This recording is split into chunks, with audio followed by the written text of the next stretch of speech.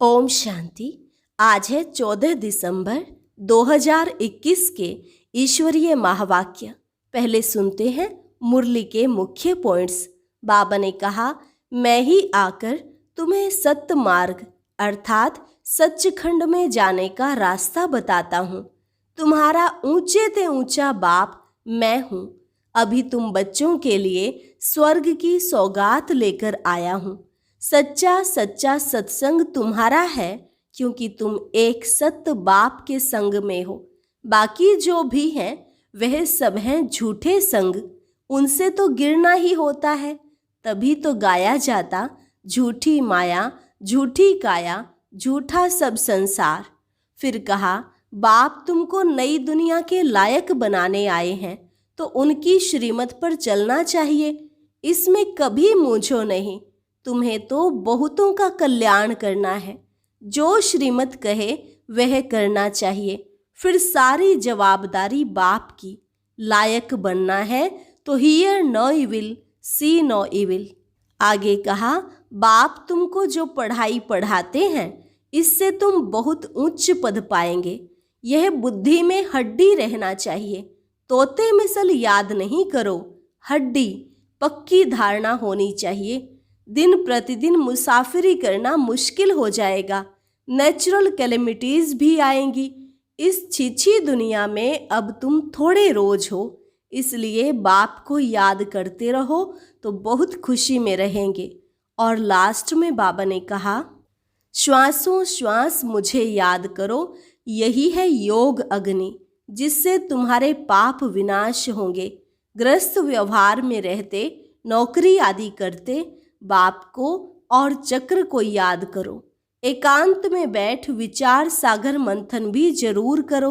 धारणा नहीं होगी तो विचार सागर मंथन कर ना सके।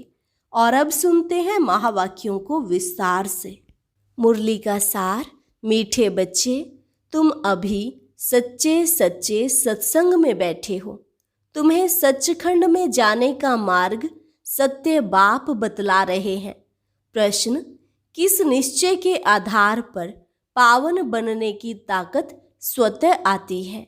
उत्तर, यदि निश्चय हो कि इस मृत्यु लोक में अब हमारा यह अंतिम जन्म है, इस पतित दुनिया का विनाश होना है, बाप की श्रीमत है पावन बनो तो पावन दुनिया के मालिक बनेंगे।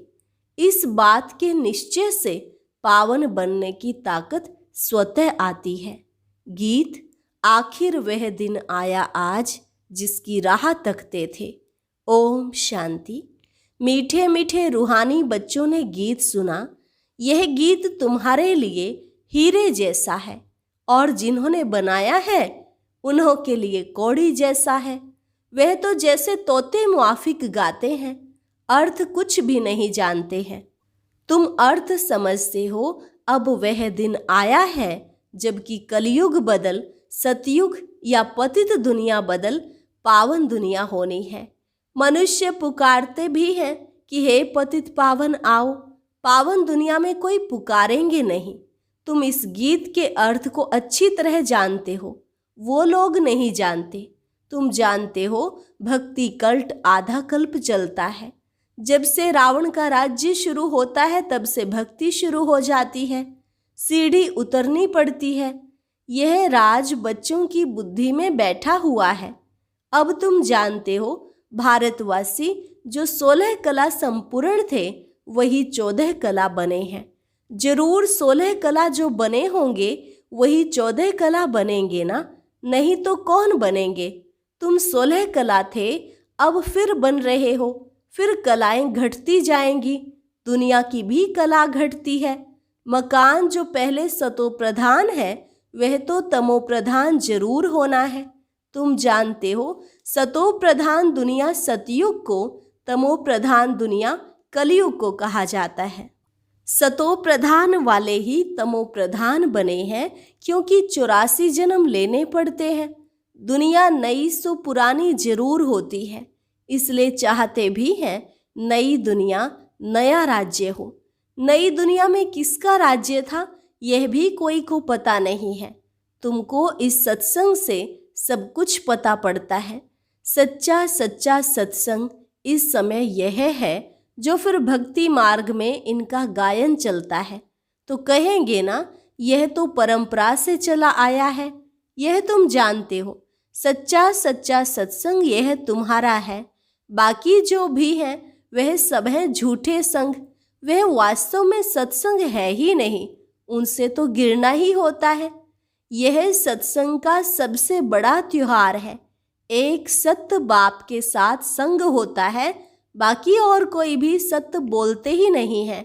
यह है ही झूठ खंड, झूठी माया, झूठी काया, झूठा सब संसार। पहले पहले झूठ ईश्वर के लिए कह देते हैं कि वह सर्वव्यापी है, अल्फ को ही झूठा बना दिया है। तो तुम्हें पहले पहले परिचय देना है बाप का, वह तो उल्टा परिचय देते हैं। झूठ तो झूठ, सच की रत्ती भी नहीं। यह ज्ञान की बातें हैं, ऐसे नहीं कि पानी को पानी कहना झूठ है। यह है ज्ञान और अज्ञान की बात। ज्ञान एक ही ज्ञान सागर बाप देते हैं, जिसको रूहानी ज्ञान कहा जाता है। सतयुग में झूठ होता नहीं। रावण आकर सचखंड को झूठ खंड बना देते हैं। बाप कहते हैं मैं कोई सर्वव्यापी थोड़े ही हूँ, सच तो मैं ही बताता हूँ। मैं आकर सत्य मार्ग अर्थात सचखंड में जाने का मार्ग बताता हूँ। मैं तो ऊंचे ते ऊंचा तुम्हारा बाप हूँ, आता ही हूँ तुमको वर्षा देने। तुम बच्चों के लिए सौगात लेकर आता हूँ। मेरा नाम ही है हेवनली गॉड फादर। हेवन हथेली पर ले आते हैं। स्वर्ग में होती है स्वर्गवासी देवताओं की बादशाही। अभी तुमको स्वर्गवासी बना रहे हैं। सच्चा तो एक ही बाप है, इसलिए बाप कहते हैं hear no evil, see no evil. ये सब मरे पड़े हैं, कब्रिस्तान है, इनको देखते भी नहीं देखना है। तुमको लायक बनना है नई दुनिया के लिए। इस समय सब पतित हैं, गोया स्वर्ग के लायक नहीं है। बाप कहते हैं तुमको रावण ने नालायक बनाया है। आधा कल्प के लिए फिर बाप आकर लायक बनाते हैं, तो उनकी श्रीमत पर चलना पड़े। फिर जवाबदारी सारी उन पर है। बाप ने सारी दुनिया को पावन बनाने की जवाबदारी उठाई है। वह जो मत देंगे वह कल्प पहले वाली ही देंगे, इसमें मूंझना नहीं चाहिए। जो पास्ट हुआ कहेंगे ड्रामा अनुसार हुआ, बात ही खलास। श्रीमत कहती है यह करो तो करना चाहिए। वह जवाबदार खुद है, क्योंकि वही कर्मों का दंड दिलाते हैं, तो उनकी बात को मानना चाहिए। कहते हैं मीठे बच्चे ग्रस्त व्यवहार में रहते, यह अंतिम जन्म पवित्र रहो। इस मृत्यु लोक में यह हमारा अंतिम जन्म है। यह बात जब समझें तभी पावन बन सके। बाप आते ही तब है जब पतित दुनिया का विनाश होना है। पहले स्थापना फिर विनाश अक्षर भी अर्थ सहित लिखना पड़े। ऐसे नहीं स्थापना पालना विनाश। अभी तुम बच्चे जानते हो हम पढ़ करके उच्च पद पाएंगे, यह बुद्धि में हड्डी रहना चाहिए। कई बच्चे हैं जो भल समझाते अच्छा है, परंतु हड्डी वह सुख किसको है नहीं। तोते मिसल याद करते हैं ना। तुम्हारी बुद्धि में भी हड्डी धारणा होनी चाहिए। तुम जानते हो यह जो भी शास्त्र हैं भक्ति मार्ग के हैं, इसलिए समझाया जाता है अब जज करो सत्य क्या है। सत्य नारायण की कथा तुमको एक बारी बाप ही सुनाते हैं। बाप कभी झूठ बोल न सके। बाप ही सचखंड की स्थापना करते हैं, सच्ची कथा सुनाते हैं, इसमें झूठ हो न सके। बच्चों को यह निश्चय होना चाहिए कि हम किसके साथ बैठे हैं। बाप हमको अपने साथ योग लगाना सिखलाते हैं। सच्ची अमर कथा अथवा सत्य नारायण की कथा सुना रहे हैं, जिससे हम नर से नारायण बन रहे हैं, जिसका फिर भक्ति मार्ग में गायन चलता है। यह बुद्धि में रहना चाहिए। हमको कोई मनुष्य नहीं पढ़ाते हैं, हम आत्माओं को रूहानी बाप पढ़ाते हैं। शिव बाबा जो हम आत्माओं का बाप है वह हमको पढ़ाते हैं। शिव बाबा के सम्मुख अब हम बैठे हैं। मधुबन में आते हैं तो नशा चढ़ता है। यहाँ तुमको रिफ्रेशमेंट मिलती है। तुम रियलाइज करते हो तो यहाँ थोड़ा समय भी आने से रिफ्रेश हो जाते हो। बाहर में तो गोरख धंधा आदि रहता है। बाप कहते हैं, हे आत्माएं, बाप आत्माओं से बात करते हैं।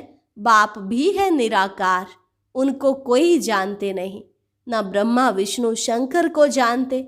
चित्र तो सबके पास है। कागज का चित्र देख कोई तो फाड़ देते हैं, कोई तो फिर देखो कितना दूर दूर जाकर कितनी पूजा आदि करते हैं। चित्र तो घर में भी रखे हैं ना, फिर इतना दूर जाकर भटकने से क्या फायदा। अभी तुम बच्चों को यह ज्ञान मिला है, इसलिए वह फालतू लगता है। कृष्ण तो यहाँ भी गोरा या सांवरा पत्थर का बन सकता है, फिर जगन्नाथपुरी में क्यों बनाते हैं। इन बातों को भी तुम जानते हो, तो कृष्ण को श्याम सुंदर क्यों कहते हैं। आत्मा तमो प्रधान होने से काली बन जाती है, फिर आत्मा पवित्र होने से सुंदर बन जाती है। यही भारत गोल्डन एज था। 5 तत्वों की भी नेचुरल ब्यूटी रहती है। शरीर भी ऐसे सुंदर बनते हैं। अभी तत्व भी तमो प्रधान होने के कारण शरीर भी ऐसे सांवरे, कोई टेढ़ा, कोई लूला लंगड़ा आदि बनते रहते हैं। इनको कहा जाता है नर्क। यह तो माया का पोंप है। विलायत में बत्तियां ऐसी हैं जो रोशनी होती है, बत्तियां नहीं दिखाई पड़ती हैं। वहाँ भी ऐसे रोशनी होती है। विमान आदि तो वहाँ भी होते हैं। साइंस घमंडी भी यहाँ आएंगे, फिर वहाँ भी ये एरोप्लेन आदि सब बनेंगे। तुम जितना नज़दीक आते जाएंगे तो तुमको साक्षात्कार होगा। बिजली के कारीगर आदि ये सब आकर नॉलेज लेंगे। थोड़ी भी नॉलेज ली तो प्रजा में आएंगे। हुनर साथ ले जाते हैं तो अंतमति सुगति हो जाएगी। हाँ, तुम्हारे मुआफिक कर्मातीत अवस्था को तो नहीं पाएंगे, बाकी आत्मा हुनर तो ले जाएगी ना। टेलीविज़न आदि पर दूर बैठे देखते रहेंगे।